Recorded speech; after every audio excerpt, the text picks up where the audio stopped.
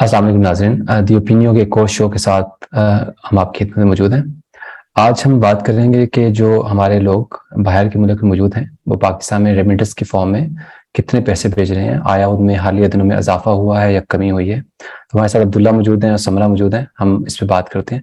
जी अब्दुल्ला, आपके मुताबिक आजकल क्या सूरत हाल चल रही है? रेमिटेंस पाकिस्तान में ज़्यादा आ रही है, कम आ रही है? लोग अपने चाहने वालों को कितने पैसे भेज पा रहे हैं? बिल्कुल ठीक है, थैंक यू वेरी मच। असल में देखें जी, आपने जो बात की है ना, ये ऐसा मौजू है जिस पर हर वक्त ही बात होती रहती है और इसकी बुनियाद पे बहुत से सियासतदान जो है पॉलिटिकल पॉइंट स्कोरिंग भी करते रहते हैं। सूरत हाल इस वक्त ये है कि पाकिस्तान में जो रेमिटेंस आई है वो पिछले साल के मुकाबले में कम रही है। इस दफ़ा जो आई है वो चंद करोड़ डॉलर कम रही है पहले के मुकाबले में। और इसी तरह उससे पहले कोविड के दिनों में भी वो कम थी, उससे पहले वो ज़्यादा थी। तो ये अप्स एंड डाउन आते रहे हैं, लेकिन इस दफ़ा बहरहाल उसकी जो भेजने की पाकिस्तान में रकूम थी उसमें कमी आई है। और तशवीश की बात है कि पाकिस्तान को इस वक्त ज़्यादा डॉलर्स की ज़रूरत है, लेकिन आने वाले डॉलर्स जो हैं उनमें कुछ बहरहाल कमी का रुझान तो नज़र आया है। तो ये तो चीज़ है। तो क्या वजह है इसकी, क्या समझते हैं आप? अच्छा, वजह इसकी कोई एक वजह नहीं है, इसकी मल्टीपल वजूहात हैं। एक तो ये वजह है सबसे पहले कि ओवरऑल दुनिया में ना इस वक्त इन्फ्लेशन बढ़ी है पूरी दुनिया में। यानी जो बाहर भी लोग रह रहे हैं ना, यानी पाकिस्तान में जो एक तस्वुर है कि उत्थे दुबई लगी होनी है, तो दुबई इतनी खास नहीं लगी आजकल। तो ये एक तो चीज़ है कि मतलब यहाँ पे भी लोग जॉब्स खो रहे हैं और जो अखराजात जो हैं उनके बढ़ रहे हैं। और फिर जो ओवरसीज पाकिस्तानीज अपनी फैमिलीज को लेकर के बाहर गए हुए हैं, तो ज़ाहिर बात है उनकी फर्स्ट प्रायोरिटी वो है जो उनके साथ इमीडिएट डिपेंडेंट उनके साथ वहाँ पे मौजूद है। सही सही। तो इस वजह से एक तो ये फैक्टर है कि बाहर भी सूरत हाल को बहुत अच्छी नहीं है आजकल। दूसरा अच्छा फैक्टर, बस एक बात पहले वाली चीज में ऐड कर दूं। वो जो आपने कहा ना दुबई में आग लगी हुई है, तो आपने एक रिपोर्ट पढ़ रहा था बीबीसी की कि इन रिसेंटली कोविड के बाद से अगर लाखों की तादाद में पाकिस्तानी इन अरब ममालिक में थे तो वो अब तादाद हजारों के अंदर आ गई है। यानी कि वो तादाद बहुत कम हुई है कोविड की वजह से। तो इसका ये मतलब है कि जो लोग वहां पर बहुत ज्यादा पैसे भेज रहे थे वो लोग अब वहां मौजूद भी नहीं है, वो ऑलरेडी पाकिस्तान में आ चुके हैं। तो ये आप इसको ऐड कर सकते हैं इसी बात के अंदर। बिल्कुल लोगों ने जी अपनी प्लीज। जॉब्स मतलब जी जी समरा। के अंदर बहुत और भी फैक्टर्स हैं। जैसे यूए की जो पॉलिसी रहती है ये वर्किंग वीजा से रिलेटेड, उसके अंदर ऐसा है कि जब कोविड नहीं था, काम नहीं था, और उन लोगों ने जो था वो लोगों को रिजाइन मतलब टर्मिनेट कर दिया था उनको। तो उसकी रीजन की वजह से लोगों ने कोशिश ये भी की थी, कुछ तो वापस पाकिस्तान आ गए थे और कुछ ने कोशिश ये की थी कि वो वापस यूरोप की तरफ या कनाडा की तरफ या अमेरिका की तरफ मूव कर जाएं, क्योंकि वो आपको सिटीजनशिप तो नहीं देते। तो इसके ये भी फ्लॉस थे जिसकी वजह से लोग जो थे वो वहां से मूव आउट हुए हैं। ये भी सुमरा ने अहम बात की है कि यकीनन लोग जो बेटर प्रॉस्पेक्ट्स के लिए जा रहे हैं दे नीड मनी, तो maybe they are not able to send more money right now. तो एक तो ये चीज़ है। एक और जो फैक्टर है ना वो टेक्निकल फैक्टर है। आपने देखा होगा पाकिस्तान में जो डॉलर रेट है वो कम से कम $2 रेट्स हैं जो मौजूद है। इससे ज़्यादा भी हो सकते हैं कुछ जगहों पर, लेकिन दो तो मौजूद है। एक इंटर बैंक डॉलर रेट है, सरकारी रेट जिसके पर बैंक आपस में तबादला करते हैं, और एक ओपन मार्केट रेट है। तो इस वक्त जो इंटर बैंक डॉलर रेट है वो मौजूद है 285 या 286 के राउंड अबाउट है। बिल्कुल। लेकिन जो ओपन मार्केट रेट है जो कम से कम इस वक्त नजर आ रहा है वो है 312, और इससे ऊपर नीचे भी हो सकता है। यानी इतना फर्क है, यानी 20 से 25-30 रुपए का फर्क है उस डॉलर रेट में। तो जो आप बात कर रहे हैं ना कि रेमिटेंस की, तो ये जो रेमिटेंस रिकॉर्ड हो रही है ना, ये रिकॉर्ड हो रही है जो फॉर्मल चैनल से आ रही है। अब जो लोग इनफॉर्मल चैनल से भेज रहे हैं, हुंडी के जरिए भेज रहे हैं, हवाला के जरिए पैसे भेज रहे हैं, जो कि इनफॉर्मल चैनल्स हैं, तो उसमें फिर वो बैंक इन्वॉल्व नहीं होता, वो पर्सन इन्वॉल्व होते हैं, तो उनको वहां पे बेटर रेट मिल रहा है। यानी उसमें इजाफा हुआ होगा, अगर हुंडी का रिकॉर्ड चेक करें उसमें इजाफा हुआ होगा, उसमें इजाफा हुआ है। अब यानी सरकार के जो रिकॉर्ड है, बैंकिंग फॉर्मल बैंकिंग चैनल से जो पैसे आ रहे हैं उसमें कमी हुई है, क्योंकि वो रेट कम है बैंक का। 285 में डॉलर भेज रहा है, तो मैं तो ये प्रेफर करूंगा मेरी फैमिली को 312 के डॉलर के रेट के हिसाब से ज्यादा पैसे मिले। तो इस वजह से जो इनफॉर्मल वे है कि किसी हवाला हुंडी के जरिए से पर्सन टू पर्सन डिलीवरी हो रही है, वो आपके पाकिस्तानी बैंक में पैसे ट्रांसफर कर देते हैं, यहाँ पर आप उनके फॉरेन बैंक में ट्रांसफर कर देते हैं, तो वो ना हमें इजाफी फीस पड़ेगी ना उनको इजाफी फीस पड़ेगी। तो नतीजतन नुकसान किसका होगा? गवर्नमेंट का होगा। और पाकिस्तान में डॉलर नहीं आएंगे, डॉलर नहीं आएंगे, क्योंकि यहाँ तो जो डॉलर भेजा गया है वो यही के बैंक में चला गया ना, जिस बंदे को दिया हमने। और उसने उसके बदले में अपने पाकिस्तानी बैंक से पाकिस्तानी रुपया ट्रांसफर कर दिया, तो पाकिस्तान को तो कुछ भी नहीं अच्छा मिला। बेटा, वैसे भी पाकिस्तान के अंदर बैंकिंग चैनल से रुपया भिजवाना या रिसीव करना एक बहुत बड़ा मसला है। आप अच्छा। बाहर से भिजवाना चाहें तो फिर भी कुछ ना कुछ आ जाता है। अगर आप पाकिस्तान से भेजना चाहें बाहर, तो वो भेजना एक नामुमकिनात वाली उसमें से एक चीज है। और बड़े बड़े कारोबार वाले मजबूरन होंडिया काम करते हैं, इसलिए कि गवर्नमेंट जो है वो मजबूर करती है उनको।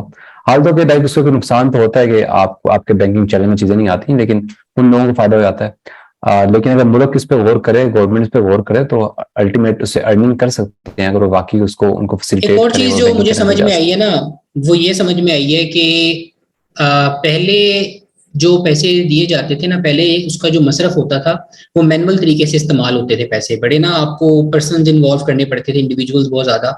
जब से पाकिस्तान में ऑनलाइन बैंकिंग का रुझान बढ़ा है और ये रोशन डिजिटल अकाउंट वगैरह ये चीजें आई हैं, तो अब आपको कुछ पैसों के लिए ना मोहताजी नहीं रही किसी फैमिली पर्सन के स्पेसिफिक पर्सन को भेजने के लिए। बिलफर्ज आपने वहां पे पाकिस्तान में किसी बच्चे की स्कूल की फीस पे करनी है, तो आप यहीं से बैठे बैठे वो रोशन डिजिटल के थ्रू वो डायरेक्ट पे कर सकते हैं। घर के बिल पे करने हैं वो भी आप डायरेक्ट पे कर सकते हैं। इसी तरह आपने कुछ इन्वेस्टमेंट्स ऐसी करनी है जो ऑनलाइन इन्वेस्टमेंट्स हैं, तो उसके लिए आपको पहले वहां पे शायद किसी बंदे की हेल्प चाहिए होगी, लेकिन अब आप डायरेक्ट भी वो कर सकते हैं इन्वेस्टमेंट। तो इस वजह से भी मैं समझता हूँ कि जो वो मसरफ था ना पैसों का, वो बड़ा लिमिटेड सा होता जा रहा है। यानी पहले जो फैमिली को पैसे जाते थे, तो अब वो नहीं है। यानी अब वो वाला हिसाब नहीं रहा कि जो कहते थे पहले आप कमा के भेजते रहेंगे, नीचे आके पता चलेगा कि आपकी या तो बेगम वो पैसा खा गई है या फैमिली वो पैसा खा गई है और आपके हाथ में कुछ नहीं आया। अच्छा फिर अब वो वाला इसमें नहीं है। आपकी बात में एक चीज मैं ऐड करूं। अच्छा बहुत टेक्निकल बात है ना, इसलिए कि बहुत से लोग जो डिवाइड कर रहे हैं पैसे, अगर वो हम बहुत से लोगों को भेजते हैं तो उनका होता है कि मसलन कि एक बंदा इसको 10,000 20,000 भेजते थे वो, और शायद वो 10 साल पहले भी 10-20,000 भेज रहे थे, आज भी 10-20,000 भेज रहे हैं। तो अल्टीमेटली वो डॉलर कम भेज रहे हैं, उनको पैसे उतने मिल रहे हैं। उनका ख्याल है यार 10-20,000 से उनको गुजारा हो रहा है, तब भी गुजारा होता रहेगा, हालांकि ऐसा नहीं है। ये बात उनको भी समझनी चाहिए। अगर 10-20,000 तब गुजारा हो रहा था, तो वो आज 10-20,000 गुजारा नहीं हो सकता। आज कम से कम हो सकता 30-40,000 से गुजारा होगा उनको। हाँ, यानी कल तो जो शायद $100 भेज रहा था, तो आज उसके $100 के बदले ज्यादा पैसे मिल रहे हैं। यानी कल अगर ऐसा 15,000 मिलते थे, तो उनको, आज शायद वो 30,000 मिल रही हैं। हाँ लेकिन बाहर जो लोग मौजूद हैं वो समझते हैं शायद कि 30,000 भेजना उनसे ज्यादा है कि यार बहुत ज्यादा पैसे आ जाएंगे। हालांकि बहुत ज्यादा पैसे नहीं है, पैसे कम ही है, बेजाहिर वो ज्यादा दिखते हैं। और शायद बाहर हम इतना महसूस नहीं करते कि इन्फ्लेशन, हालांकि इन्फ्लेशन है बाहर, लेकिन पाकिस्तान में इन्फ्लेशन तो उससे कई कई गुना ज्यादा है। हाँ ये तो हम बाहर की इन्फ्लेशन के बात को एडजस्ट करते हैं, जबकि पाकिस्तान की इन्फ्लेशन बिल्कुल डिफरेंट चीज है। तो अगर आप $1 अगर आप किसी गरीब को या किसी एक और चीज भी अपने है ना जानने वाले को भेज रहे हैं। कि पहले पाकिस्तान ना एक बेहतर प्लेस थी इन्वेस्टमेंट के लिए। यानी आप सही, फोरसी कर सकते थे इन्वेस्टमेंट के, ठीक है अगर मैं यहाँ पे पैसे लगाऊंगा, मैं कोई प्लॉट लूंगा, कोई घर लूंगा, कोई प्रॉपर्टी लूंगा, कोई और चीज लूंगा, तो उसका 3-4-5 साल में मुझे इतना जो है ना रिटर्न आ जाएगा, इतना उसमें प्रॉफिट हो जाएगा। इस वक्त जो सूरत हाल हुई है ना कि जैसे आपकी जो रियल स्टेट है पर्टिकुलरली, उसमें ज्यादा जो है ना तेजी नहीं दिखाई दे रही। कीमतें जो हैं वो ओरिजिनल प्राइस से भी कम है। तो जिन लोगों ने पैसे वहां पे इन्वेस्टमेंट किए हैं और जिनके पास होल्डिंग पावर है, वो तो रिटेन कर सकते हैं इसको, लेकिन जिनको फौरी तौर पे मुनाफा चाहिए था वो नुकसान में जा रहे हैं। तो लेकिन ऐसे इसके ही है। बदले में बाहर जो इस वक्त अपॉर्चुनिटीज लोगों को मिल रही है इन्वेस्टमेंट की, वो सिक्योर भी है और वहां पे रिटर्न भी बेहतर उनको नजर आ रहा है। तो इस वजह से भी वो बाहर ही प्रेफर कर रहे हैं अपना पैसा पार्क करना, बजाय पाकिस्तान के। इस वक्त जो पॉलिटिकल सिचुएशन बनी हुई है उसका भी जाहिर बात है कि इम्पैक्ट तो होता है ना, तो उसका फिर आम पाकिस्तानियों को भी फर्क पड़ा है। तो उन्होंने भी फिर पाकिस्तान के अंदर इन्वेस्टमेंट जो है वो अच्छा उस जी अंदाज बिल्कुल, में नहीं हो रही। ये इस पे बीबीसी की रिपोर्ट भी आई थी थोड़ा, स्पेशली इसी मौकफ पे, कि बहुत सारे लोग जो पाकिस्तान में पैसा भेजना चाहते हैं और दे फील लाइक कि पैसा लाइक मजीद डिवैल्यू हो सकता है, तो वो होल्ड करके बैठे होंगे यार, जब मजीद डिवैल्यू होगा तब भेज देंगे, ताकि जिनको फायदा पहुंचना है या जिनको फायदा वो पहुंचाना चाहते हैं, कम से कम उनको फायदा पहुंच जाए। तो ये एक मसला तो है। एक चीज मैं अच्छा और ऐड इसमें करूंगा इसमें, समरा भी शायद कोई बात करें, वो ये है कि जो पैसा पाकिस्तान से जाता है ना उसके सीजन होते हैं। सीजन्स, यानी जो पाकिस्तान में पैसा भिजवाते हैं ना ओवरसीज पाकिस्तानी, कुछ सीजन में वो ज्यादा भिजवाते हैं और कुछ ईद में के वो दिनों कम में, होता यानी कि है। ईद के दिनों में वो ज्यादा हो सकता है, शादी ब्याह का जो सीजन है उसमें सबसे ज्यादा पैसा भिजवाया जाता है। आओ, और ठीक रमजान में है, सबसे ज्यादा, हाँ उसके जी, बाद शायद से पहले। रमजान में बिल्कुल, ये वो ईद भी आती है, रमजान जो थोड़ा फेस्टिव। इसमें मैं ये भी ऐड करना चाहूंगी कि पहले पाकिस्तान के लॉज या टैक्सेशन का जो इतना सिस्टम था वो इतना ज्यादा स्ट्रिक्ट नहीं था जितना अब हो चुका है। पहले पाकिस्तान में फ्रीलांसर्स आपने देखा था एक टाइम पे बहुत ज्यादा हो गए थे और वो बड़े पैसे कमा रहे थे बाहर से, उनको बाहर से पैसे आ रहे थे। और लेकिन अब जो पाकिस्तान का सिस्टम ये हो चुका है कि उसके ऊपर भी उन्होंने गवर्नमेंट ने टैक्स जो है वो डिडक्ट करना शुरू कर दिया। विद होल्डिंग डिडक्ट करना शुरू कर दिया, और भी चीजें, और भी फैक्टर्स हैं जिनकी वजह से अब लोग जो हैं वो बैंकिंग चैनल यूज ही नहीं करे कि वो पैसा मंगवाए।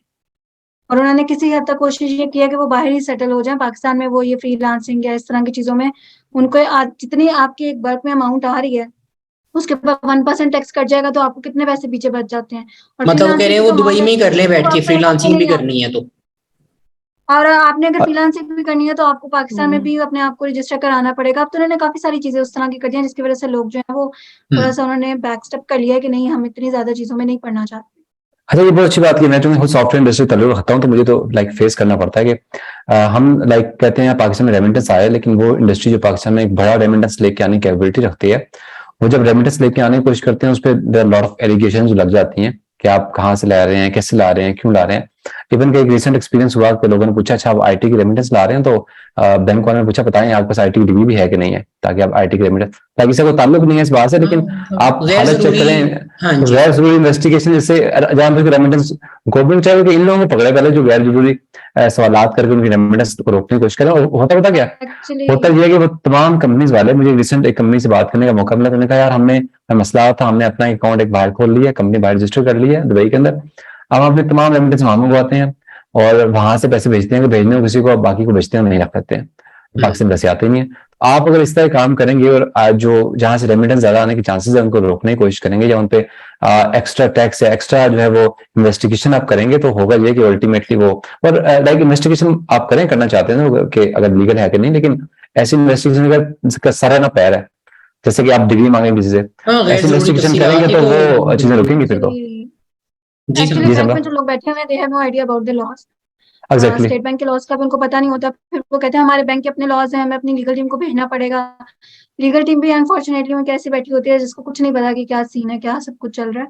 तो ये बड़ा यूजलेस क्वेश्चन है कि आप पूछेंगे जी आप अपनी डिग्री बताएं क्यों, फिर आप उससे आपको भी पूछना चाहिए था, आप भी जरा यहाँ जो बैठे हुए हैं अपनी MBA या BBA की डिग्री दिखाएं। आपने जब अकाउंट खोला है किसी बंदे का तो आपके पास डॉक्यूमेंटेशन है, आपको पता है कि वो एलिजिबल है, तो उसने वो खोला और now it is none of your business कि इस तरह के आप सवालात करें और उस बंदे को हैरास करें एक तरह से, तो वो तो या तो बैंक बदलेगा।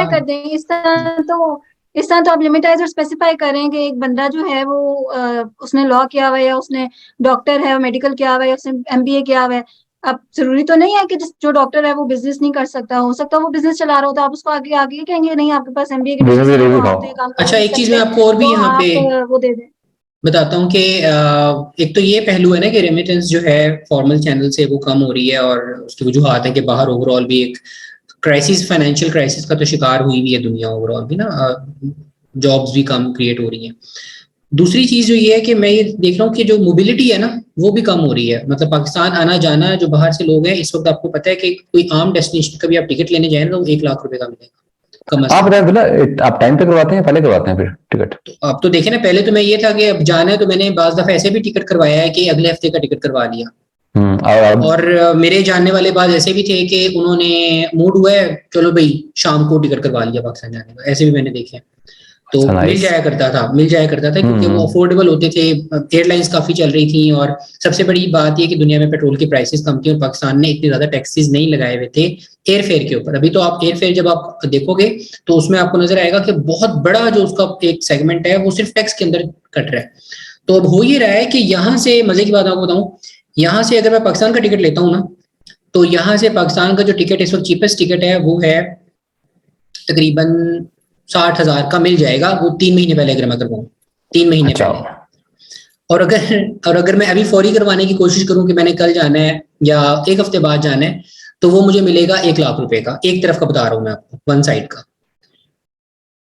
मिनिमम 60,000 का होगा और मैक्सिमम 1 लाख का होगा वन साइड, इससे ज्यादा भी हो सकता है।